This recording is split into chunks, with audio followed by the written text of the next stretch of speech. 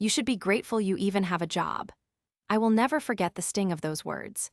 My name is Amina, and I work at a consulting firm where success depends on careful planning, trust, and taking responsibility. That day, my team lead, Samuel, said those words to me during my annual performance review, his voice echoing for everyone to hear. I had just risked my reputation to warn him about a risk in one of our biggest projects, a risk that threatened a $25,000 bonus for the team. Instead of listening, Samuel laughed at my concern, called me alarmist, and told me, "Amina, stick to your lane." I could feel my cheeks burning as I tried to stay calm. All I could do was smile weakly and quietly nod, even though my chest hurt from the humiliation. That moment changed everything. The project was for one of our largest clients and involved working with 11 different vendors. It was complicated and required perfect coordination, detailed tracking, and honest communication at every step. I had worked overtime for 6 weeks preparing reports, documenting deliverables, and making sure everyone had what they needed. But Samuel, my team lead, had other ideas. He liked to make decisions alone and take shortcuts to make himself look good in front of higher-ups. "We do not have to follow every rule to the letter," he told us once. "Just make me look good." I did my best to keep everything moving, but I quickly realized Samuel cared more about claiming credit than solving problems. The first disrespectful moment came just a few days after that performance review. We were in a meeting with 3 senior partners. Samuel presented my monthly risk summary as if he had written it himself.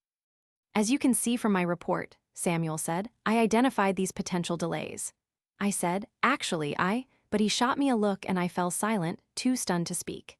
That week, he took full credit for my suggestion to stagger vendor payments, a move that had saved the company close to $9,000.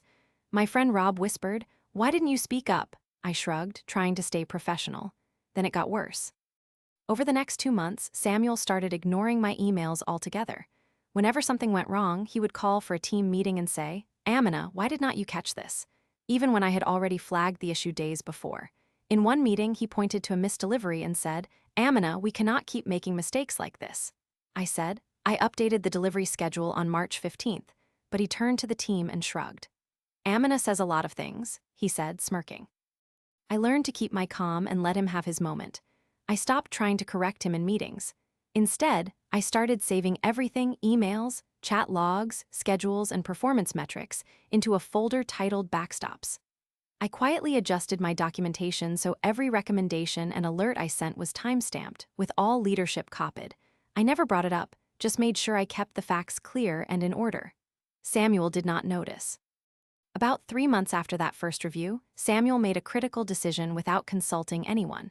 He approved a new procurement policy across all 11 vendors. The new rule was poorly thought out, and within 2 weeks, Vendor 3 shipped the wrong parts, Vendor 6 missed a payment window, and Vendor 10 doubled their prices due to late invoicing. The losses started stacking up. I pulled Samuel aside and said, "Should we revisit the approach?" He barked, "Handle your end, Amina."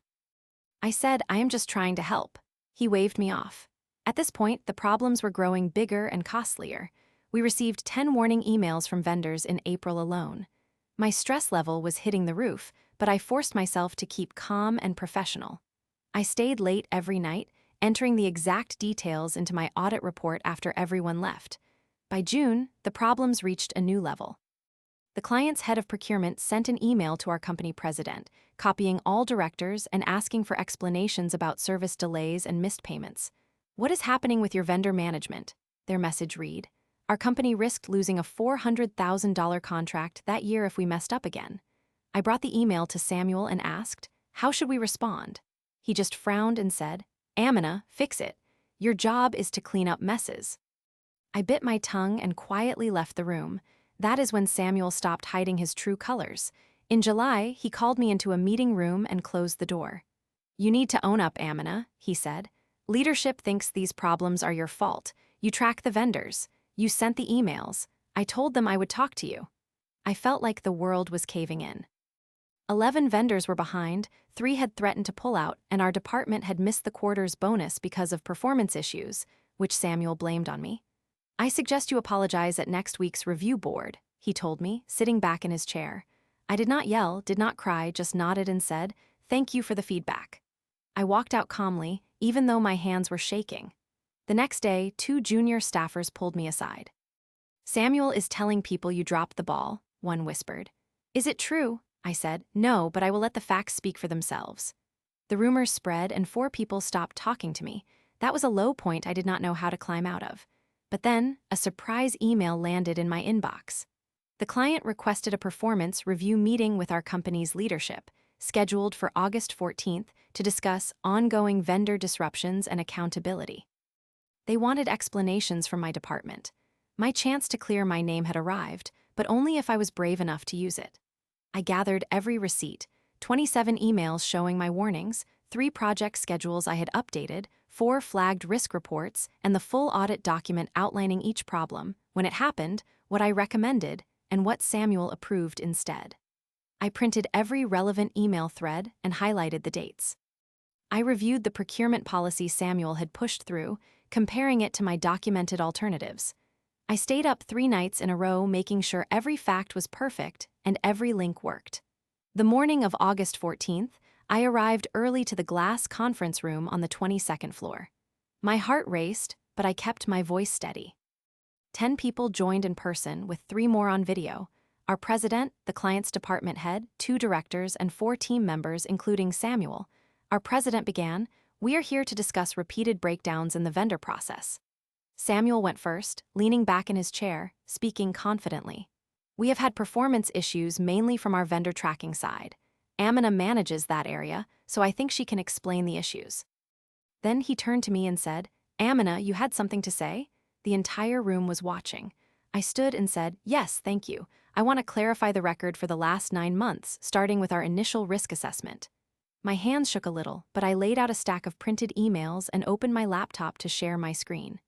"Each problem was flagged in advance," I said. "Here is an email from October 12th, warning about the vendor payment structure. Here's my proposal, dated October 15th, offering an alternative that would have kept all 11 vendors on schedule." I clicked through, showing dated reports. "This risk is confirmed again in November." I sent 3 follow-ups. The client's head said, "Can we see the evidence?" I said, "Absolutely," and forwarded the full audit document to everyone in the meeting. For each cost overrun, I had an email thread showing my warning and Samuel's 1-line reply, "Noted, moving forward with plan." I summarized, in total I issued 17 documented warnings, all ignored. Samuel started to interrupt, "That is not," but our president cut him off. "We see the evidence." The room went silent except for the sound of documents being opened. I added, "When the policy changed in March, 5 vendors raised concerns, which I also logged. Here are the screenshots." For almost 20 minutes, I calmly answered questions, showed receipts, and never raised my voice once. I caught Samuel glancing at me, sweating. Finally, the client's head of procurement looked at Samuel and said, "Can you explain why you ignored Amina's reports?" Samuel stuttered. We had to make quick calls, pressure from above," the president asked. "Samuel, did you realize that ignoring these warnings cost the company $25,000 in bonuses and put our contract at risk?" Samuel mumbled. I made a judgment call. Then it got worse for him. The client said, "I will not continue with your team unless this management issue is fixed." All eyes turned to Samuel. That was the public reversal, the moment when all the lies and blame could not hide from the truth anymore. Our president said, "Amina, thank you for your diligence. Samuel, please stay after the call." I was asked to step outside with the client.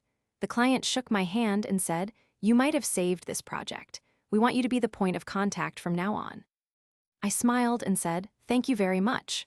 When the meeting ended, I found Samuel pacing in his office. He said quietly, "You could have given me a heads up." I simply said, "I sent every warning, Samuel." He looked away and slammed his door. Later that day, Human Resources contacted me. "Amina, leadership wants to formally recognize your work on the client project," they said. On August 19th, at our all-hands meeting, the president announced, "Amina has demonstrated outstanding diligence and resilience. Effective immediately, she will receive a 10% bonus and assume the lead for our client's vendor relations." The conference room erupted in applause, while Samuel sat in the corner, red-faced, staring at his phone. But then, Samuel tried one more desperate move. He cornered me the next day, pleading, "Can you talk to leadership so I can stay on the project?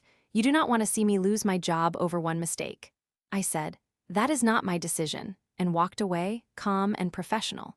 By September, Samuel was demoted and transferred off all client accounts. I received a higher title and full control over my area, but I knew my time at the company had reached its natural end. I started quietly reaching out to my network, and within 6 weeks, I received an offer from a competitor: 20% higher salary, friendlier team, and direct authority over projects. On November 1st, I handed in my 2 weeks' notice and left on my own terms. On my last day, the president said, "You will be missed, Amina." I said, "I am grateful for the chance to prove myself." As I walked out for the last time, I felt proud and free. The moral is this: sometimes doing the right thing is painful and lonely, but clear records and quiet courage are far stronger than office politics. The truth will eventually speak for itself. Never let anyone steal your voice or your work, because, in the end, your integrity is priceless.